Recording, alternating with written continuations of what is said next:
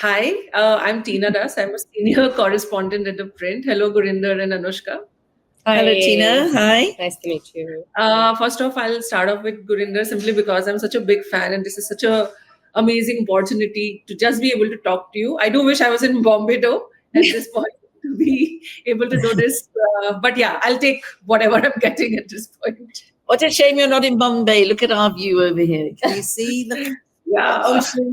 The sun is going to set. Are you in Also, Delhi? right now, Delhi's pretty polluted, so any day I think Bombay wins at this point. Okay, so Bombay is not too much better right now. So It's a comparative race, yeah. Bombay wins at this point. Otherwise, we do win at Delhi with the winters, but yeah.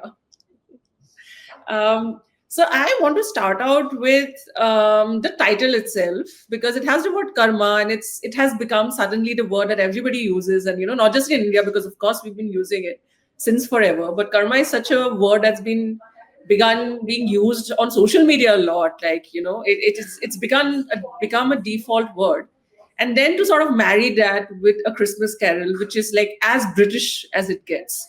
So, what were the thoughts when you were choosing the title? Like, okay, we have the Christmas, but what is going to be the next word? So, just tell me a bit about choosing the title. Well, I wanted to obviously adapt Charles Dickens' A Christmas Carol, but I needed something that really conveyed my version and my particular gaze. And obviously, being Indian, the word karma came to me, but at the same time, the novel itself is about karma. It is about the character of Scrooge looking at how he's living his life, hoarding money, being very greedy. And Marley the ghost comes to visit him and says, you've got to look at what you're doing. Look at he doesn't use the word karma, but he basically is saying what you're doing, chasing money, chasing greed, that's not the way to live. You have to, he says, mankind is your business. Mankind, look after mankind. Otherwise, you'll have to suffer like I'm suffering.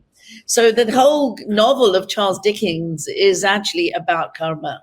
And so it made complete sense to call it that for me. Also, karma is there in, obviously, it's an ancient Indian concept, which we all live by. I was raised to do good deeds, and follow my karma. And also in our Punjabi songs, we have Sue ke cheere walia, and the karma wale, it's there in the lyrics. So yeah, it's a word that I was very fortunate to come upon for my film. And I think they do have a strong sync because Christmas is about giving and karma is about living, and I think that really embodies the message of the film. So, it's a lovely title. Yeah, well, it's about living in a good way, with good deeds. And Right. So, Anushka and Gurinder, this film did take some time to mount, and Anushka, you sort of came in on board and you financed this film. So it's 2025, and I mean, we all think we are woke. That's the term we like to use a lot. But I do feel like in a lot of times, and these are conversations that are happening often, that when it comes to actually filmmaking itself, depending on the kind of content you're choosing, on the kind of people you're choosing, the budgets might actually, and the spaces might actually be shrinking.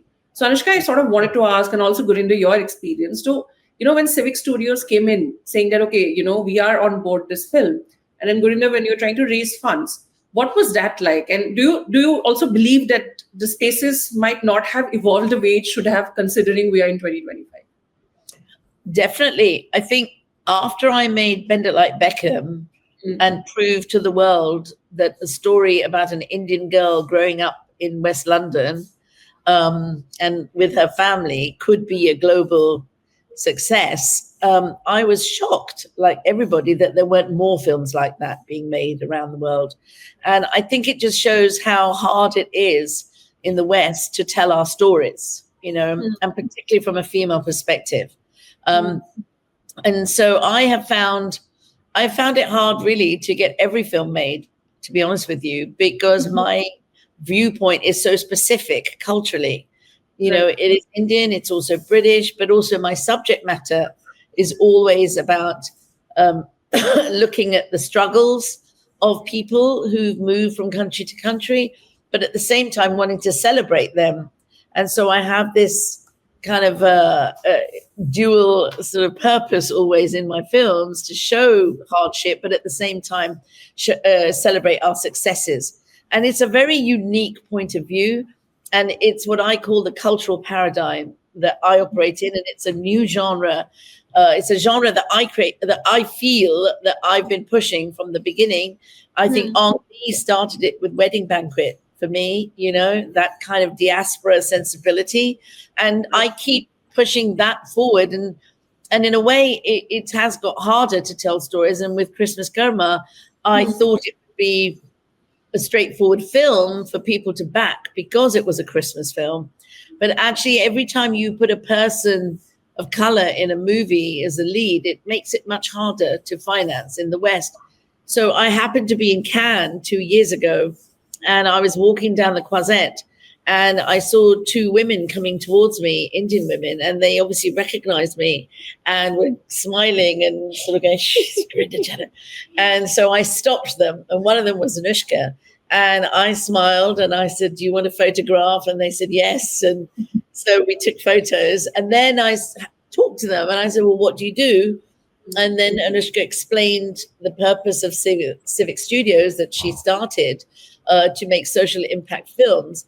And then it was serendipitous. I just went, "Oh my God, I must tell you about my new film. I'll send you the script." And then I sent her the script. And I think for us, the privilege of coming onto this film has not so much to do with, I think, trying to be woke. Gurinder, I think, was far more woke way of time before it was even a word.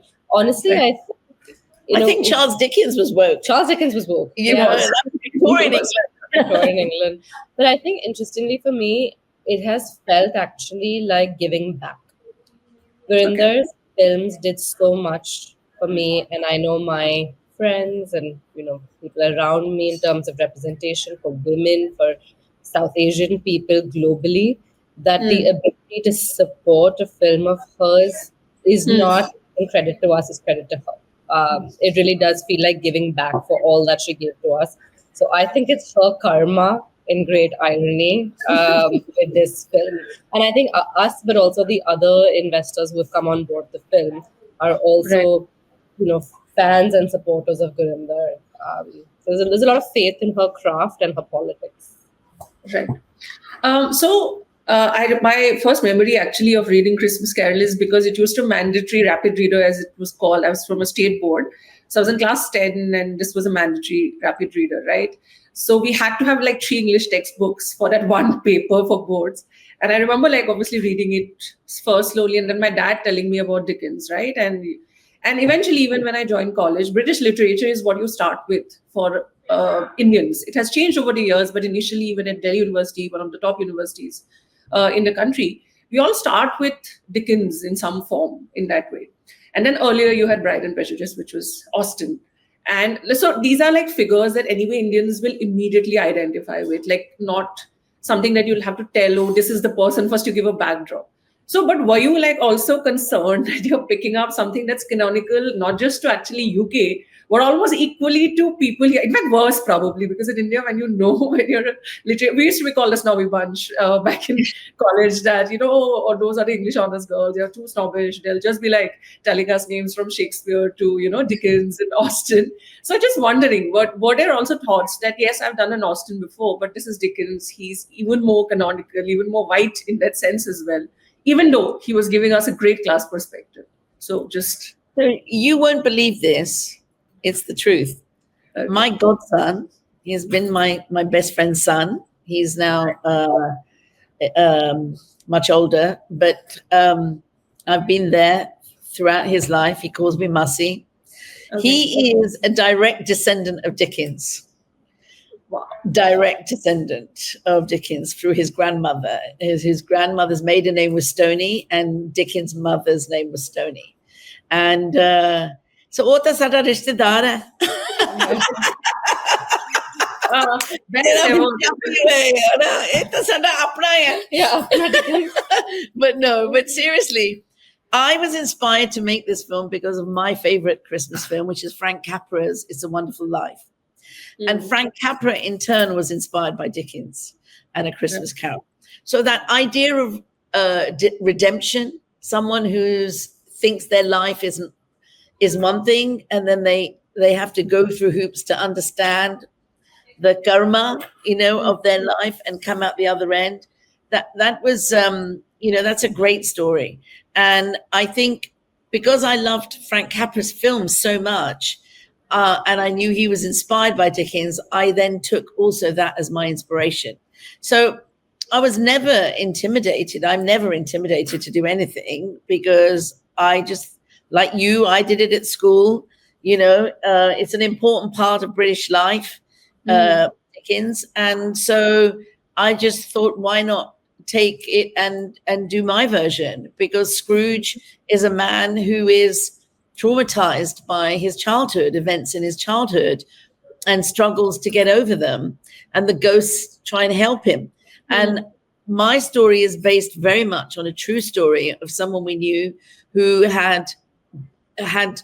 was born in Uganda, loved Uganda, and then was forced to leave Uganda in 1972 by Idi Amin and come to Britain as a refugee, and always kind of resented that. And this all happened around Christmas time. So when he used to come to our house, he would be surprised that we had a Christmas tree, and he would be like, why are you trying to be white? And we'd say, no, this is Christmas. This is what we do. And since I was a little girl, we used to leave letters for Santa. My parents, bought us gifts from Santa. We would put whiskey out. My dad would put whiskey out for him. And in the morning, he'd say, oh, Santa drank all my whiskey. And we'd have the Christmas lunch, but we'd put chilies all over it. And then we would watch the Queen's speech, and then all the family would gather in the evening and friends. So it's very much a part of our life in Britain, and certainly my life. And I carry on that same tradition with my kids and my cousins. And it's a great time for us all to be together. So I have no hesitation whatsoever about doing a Christmas film my way, and also Dickens in my way.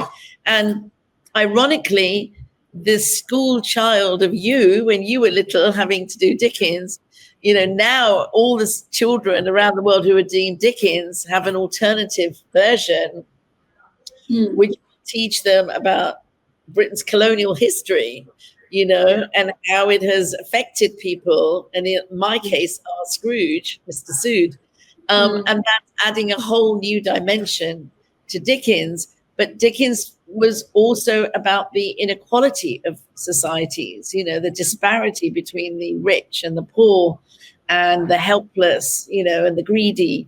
And I think that's an incredible tale for our times today. It's very resonant for today.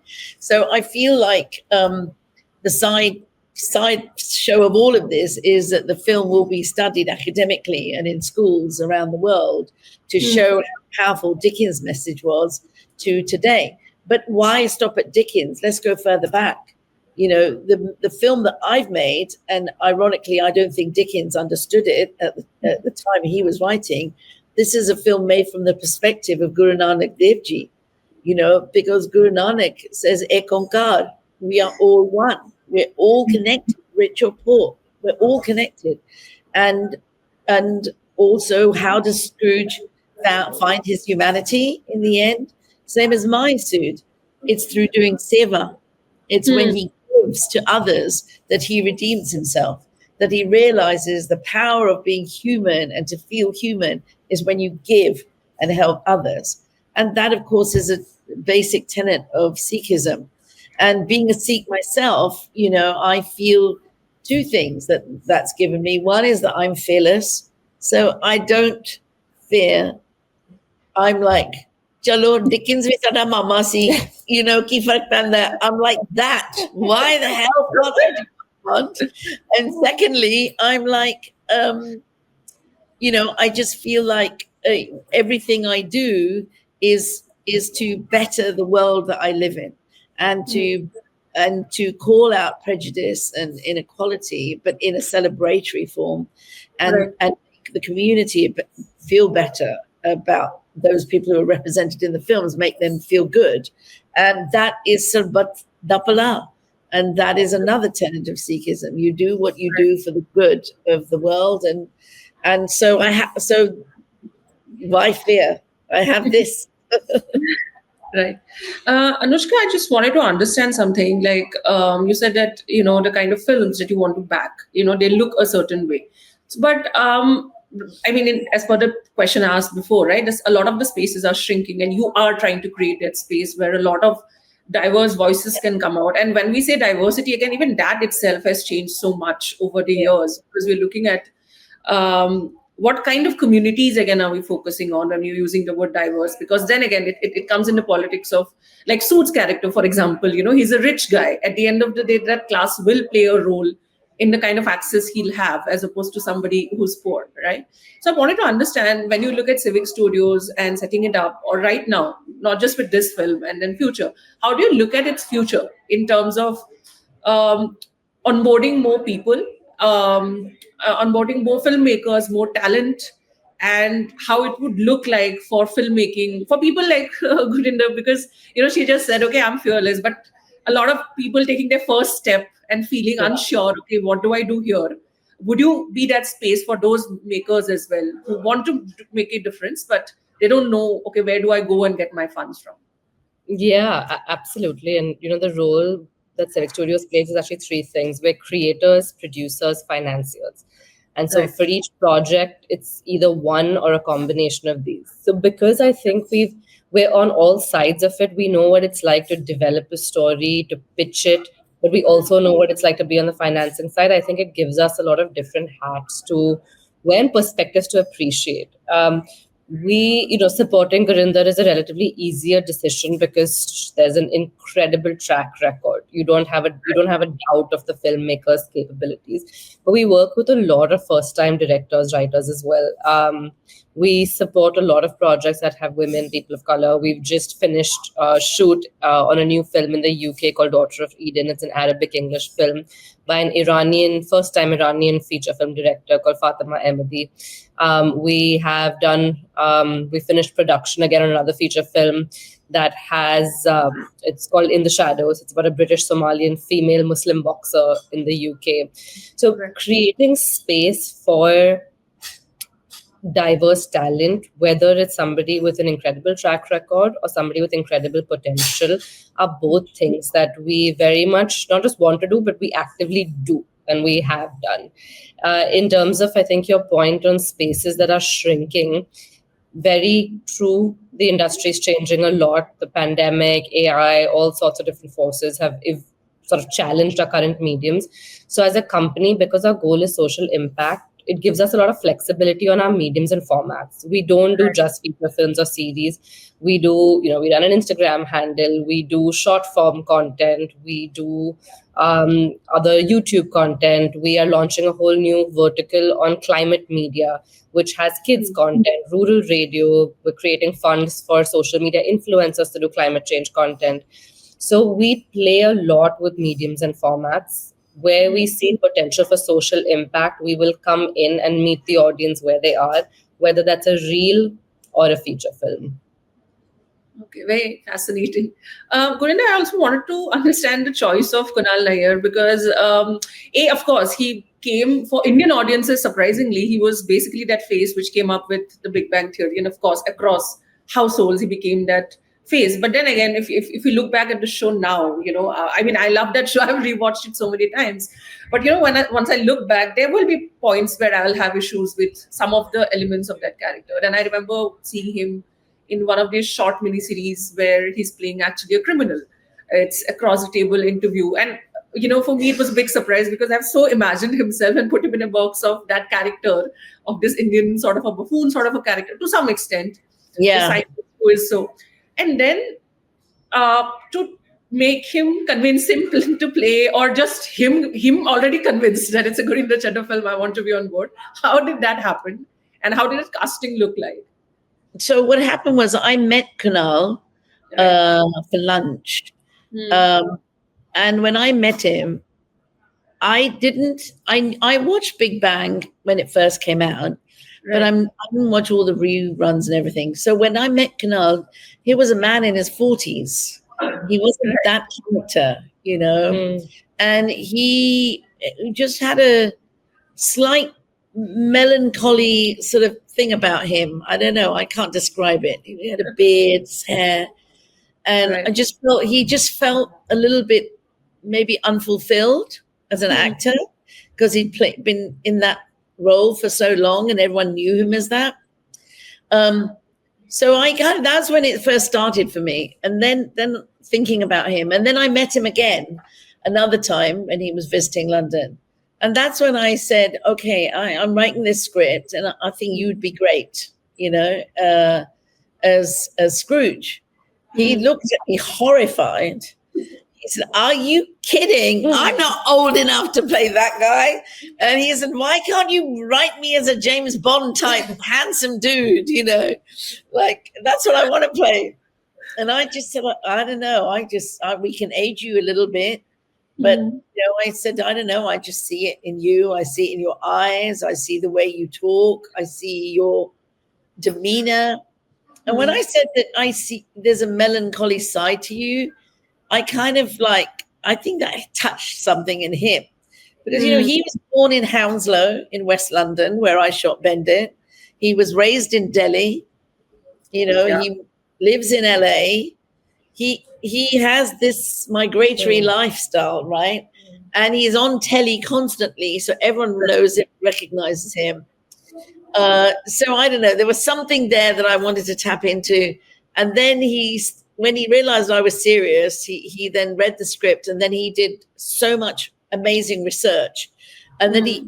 actually based his character on a friend of his who's now become a friend of mine, whose father went through the exact same thing, and who lives in England now, and this person's life, he says, stopped when he arrived from Uganda as a young man to England. And he's never been able to live and enjoy life since. And so he's a very sad, melancholy kind of guy. And Kunal's based his character totally on him. And so it comes from a real sense of truth. And as Hmm. Kunal says, he says, I didn't go out to play Scrooge. I went out to play this character of this man who'd Hmm. had that journey, and was not ready to forgive and was not ready to have any kind of redemption because of the pain that he'd been through. And so it comes from a very real place. And one of the things that's so touching for me is seeing audiences, particularly Indian audiences in Britain, who have had this, seeing themselves reflected in this story. It's not really been told before, the Ugandan Asian Right. expulsion. Um, that's pretty powerful, when you see yourself and your story reflected, especially if you have parents who have had this struggle and have buried it deep inside. So I Hmm. think, at a particular screening, a couple said to me after they really enjoyed the film and didn't realize how much they'd buried the pain of that time inside in their search and quest for money and stability. But that's what migrants do, Yeah. same thing when people came from Pakistan during partition. It was all about building business, building your lives again, and refugees and migrants, that's what they do. And so in their quest for money, there's always this hidden pain, and the memory of pain. And I carry that too. My grandparents were born in what is now Pakistan, in Jhelum and Rawalpindi. And, as I showed in Viceroy's house, my grandmother was lost in a refugee camp. My grandfather had to go and find her. My dad was in Africa at the time. They didn't know where their mother was. And that and then my parents left Africa when Africanization started there. But originally they were taken to Africa by the British, Right. so it's like this whole thing of migration and movement of people. I carry that in me. So whatever story I make or I tell, there is always that side balanced with celebrating who we are and celebrating our achievements. So, I don't want to make films that make people feel sad all the time. I want to be poignant. I want to show, some of the political situations that we've gone through, but at the same time, our achievements. That's a very unique perspective from someone from the diaspora, and I feel that the films I make are from that cultural paradigm, which is very unique, and therefore the films appeal to other diasporas around the world, whether they're Chinese diaspora or Greek or Cypriot or whatever. It's that idea of your parents or your grandparents having a homeland, and then referring to that always if you're growing up. And now you see on TikTok, it's hilarious, all these kids doing impersonations of their parents and their grandparents. I mean, I love it, the way that everyone does the migrant dad's reaction to things, or the migrant mum's reaction to things.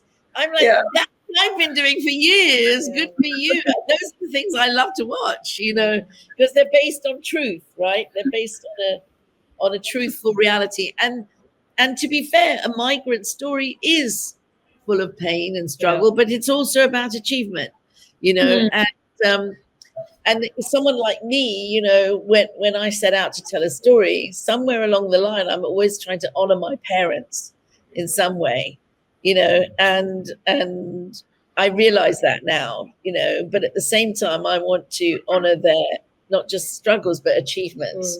And so it's important to celebrate who we are. So at the end of the day, I've made a Christmas film that celebrates us as a community and how we are very much part of this wider community, but at the same time talks about the colonial role of taking Indians from here to Africa and then ending up in England. Like, that's not a feel-good subject, but somehow in the way that I've done it, I've kind of found that balance.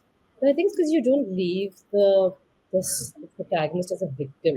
Yes. That's a very important thing, I think, when you're talking about struggle and the challenges of a community. You've shown how he overcomes that. And there's a celebration to that success.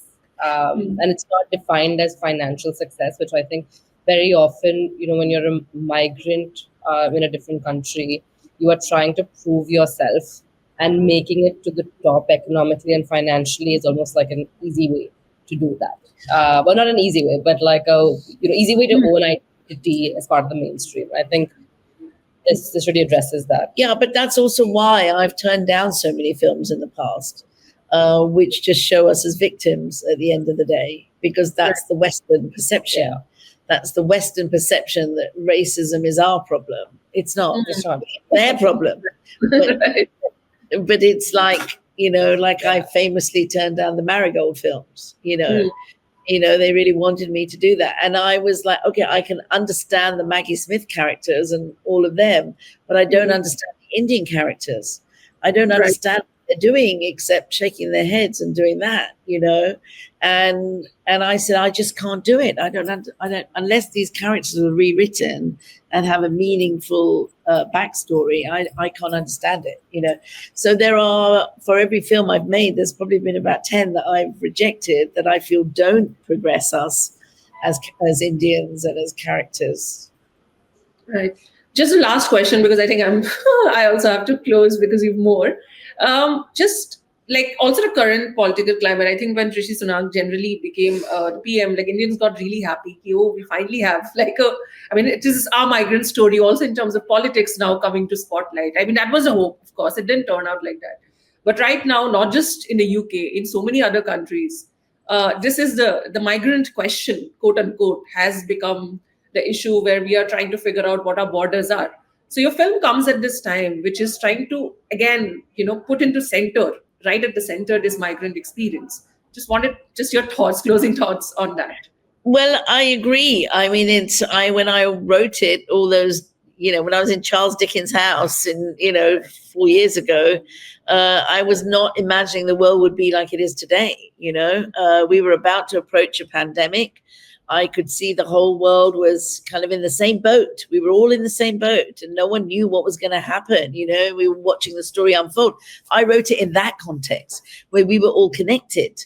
And now it's like a different context. But the thing that's interesting to me is last month I was on the UK government trade mission to India. Marata, who works with Anushka, was also on there from Civic. Right. And so we were with Keir Starmer and various MPs, came to India, to meet with Prime Minister Modi and all the other ministers to talk about trade, and Britain was very keen to have India as a trading partner. So the irony was not lost on me at all that I know.